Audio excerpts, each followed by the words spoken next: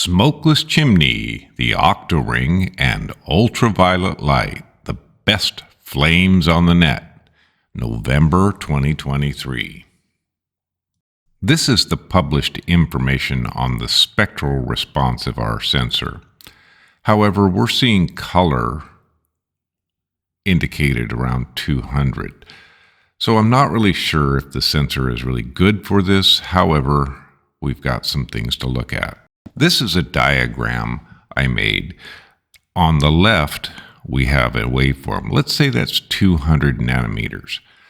Let's say this first sphere on the left is 50 nanometers, and the middle one is 100 nanometers, the largest one being 200.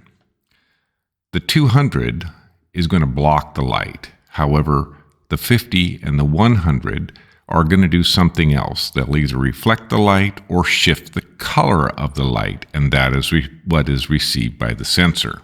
The best wavelength of light for measuring PM 2.5 is ultraviolet, in the range of 200 to 400 nanometers. This is because UV light is scattered more by PM 2.5 particles than by larger particles such as PM10 particles.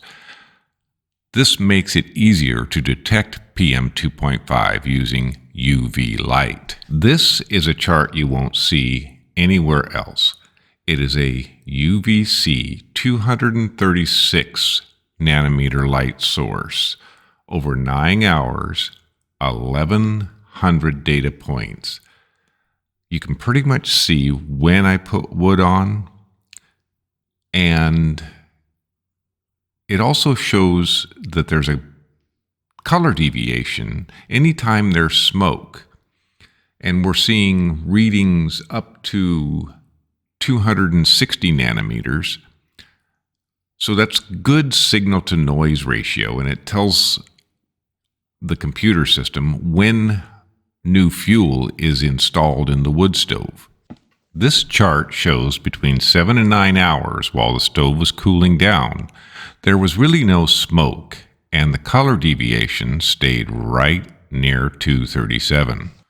This chart shows 9 hours of testing. Each line has 1100 data points. The top line is what we've seen with the color shift with the numbers on the right. The blue line is opacity. You'll notice that both lines indicate fuel in the stove at certain times. I'll publish my notes so you can figure out what I was burning and when. To start the day, I put a 3-pound fiber log in and 1 scoop of hardwood pellets, 1 scoop of regular pellets, and a little scoop of coal rice. In about 15 minutes, I put some 5 sticks of wood on. At 3/4 of an hour, I put 1 scoop of pellets on top. At 1.5 hours, we're at 324 degrees and 3 pieces of pine. 2 hours, I put 3 branches with bark. At 2:45, I put a large piece of wood from the back of the shop. So that's what smoked for quite a while. At 3:19, I couldn't fit anything else in, so I put a scoop of pellets in.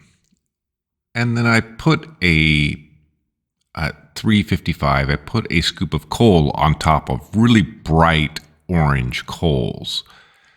At 5:05, I put a scoop of pellets on to keep things going, and then it peaked out and cooled down, shut off data acquisition system at 9.5 hours. Smokeless Chimney, www.smokelesschimney.com, Facebook, Reddit, and YouTube.